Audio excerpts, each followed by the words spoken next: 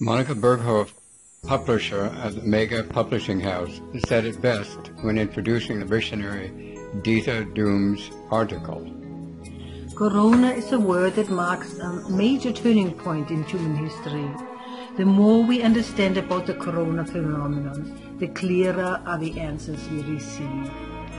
Monica Berghoff helps us to understand a commonly used word more linguistically, namely, it leads us, she says that the word corona leads us to the crown as a symbol of royal power, to Jesus' crown of thorns, to the halo, and beyond that to a luminous phenomenon in the sky.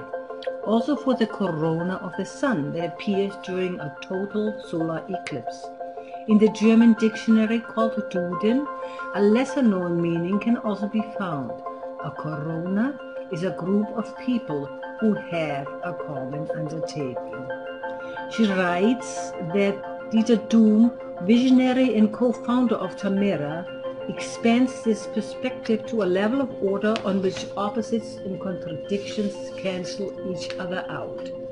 And she quotes Dieter, "We feel that a transformation is now taking place that no one was prepared for.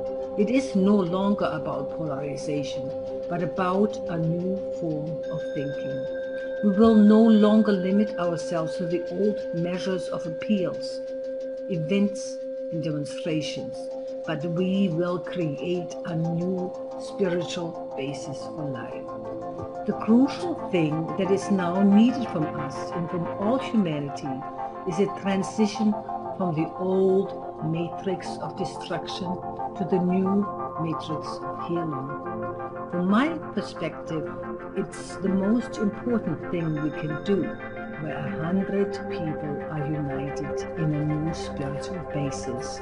The world changes," he says, and she quotes him. I don't know how Corona originated and by what power it was able to spread worldwide in such a short time. In the beginning, we could still believe in divine forces of the earth that wanted to provide for the healing of life, for clean air, for regeneration of the waters. But then we suspected that something was no longer right. Why, for example, were the arguments of doctors ignored when they tried to convince the public figures to think about protective measures in other ways? When you see the pictures of people in bizarre masks greeting each other with elbows, when you hear all the official personalities saying the same things in unison, it seems as if aliens in macabre science fiction story have hypnotized the whole earth. I do not want to go into the many aspects of the issue here, as it has already been done thoroughly in a recent post from Tamera. I would like to point out other things. Dieter Duhm, the genius, visionary, community leader and author who wrote this paper for us, talks about how to understand Corona. We need to take a wide open view of the whole scenario of our time. Faith moves mountains, he reminds us. When a patient with cancer receives a drug that is praised as the best in the world, it is very likely that his or her prognosis immediately improves. If he or she then hears that the medicine was fake, this power fades. The body resigns, and he or she could die. If a devout Indian wades into the poisoned water of the holy Ganges River and drinks it, he will come out stronger. So what do we want to believe in? It is information fields that determine people's behavior. And it is also information fields that determine the processes of the human body. We humans have a physical body and a spiritual body, which we can also call the information or spirit body. The steering power always lies with the spiritual body, which regulates our hormone balance and messenger substances, and our neural connections in the brain. It depends on the work of the spiritual body whether or not patient dies of his illness. The many reports of near-death experiences and miracle healings tell of the almost unlimited survival possibilities of our body when it comes to the direction of the spirit body. Where 100 people are united in the spiritual body, the world changes. Life is stronger than any virus. Every disease can be cured. That is written in the logbook of life. But if the information of a threatening virus is given to the world with such vehemence, then even a healthy organism can fail. It is always the spirit body that transmits the chosen information to the physical body and brings people together for war or peace, for disease or healing. Without seeing how individual or collective illnesses can arise from a cultural system of life, which, on the whole, overrides elementary life rules of ethics and humanity, and therefore runs in a pathological direction. Even the most sincere person must fail. The pathogen is nothing. The milieu, the environment, is everything, said the French scientist Antoine Beauchamp more than 100 years ago. Life on Earth is a coherent organism. We humans, together with all our fellow creatures, are organs in this one organism.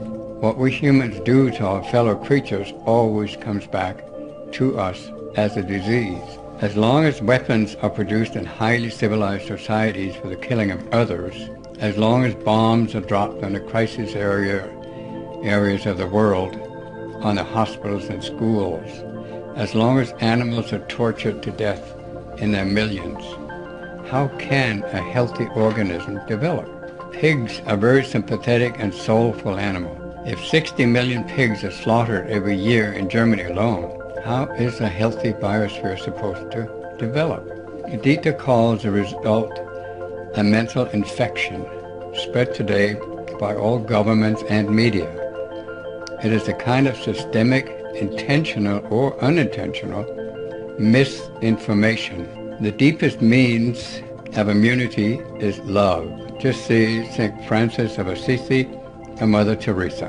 It is clear that no disease can be overcome by means of deprivation of familiar contacts, touch, love, expressed. There is no automatic contagion. This exists only on the basis of an equal mental or biological disposition, that is, on the basis of a coherent field. Once humanity's negative sick field is dissolved, the disease disappears. All the powers in the world would not have had the chance to put this virus pandemic over the whole earth if humanity itself had not already been in a sick state. Corona is a condensation of a latent field of fear through which all of humanity is moving today. At this point, I'd like to quote a sentence by Sabine Lichtenfels. When dolphins swim in poisoned water and get sick, does anyone ask about a virus? If almost the whole of humanity swims in poisoned water, what does it mean to say that a virus is the cause? In the waters of our poisoned world, many pandemics arise that are no longer recognized or named as such because they are part of everyday reality. Pandemics like pneumonia, abdominal pain, cancer, depression, and 100 others. COVID-19 is a relatively mild virus.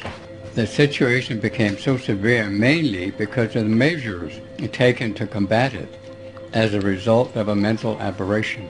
Dieter talks here about a man-made overall disease of life on Earth as a result of a long history of war and violence, as a result of genocide, as a result of destruction in nature and climate. A fear potential has arisen in the collective soul of humanity that is receptive to all infections. Many pathogens can settle in such an organism. The worst pandemic of our time is a pandemic of fear and violence. But as behind every mirage, there is another reality. As soon as people begin to see this other reality, illusion is over for them. Obviously, we live in two different worlds. The world that we humans brought forth and the world that brought forth us humans. These two worlds must come together to heal the inner crevasse that runs through all of humanity. If we no longer allow ourselves to be completely taken in by the mainstream ideologies of our time, if a chamber of our brain and heart is still kept free for the wonders of life and love, what do we see?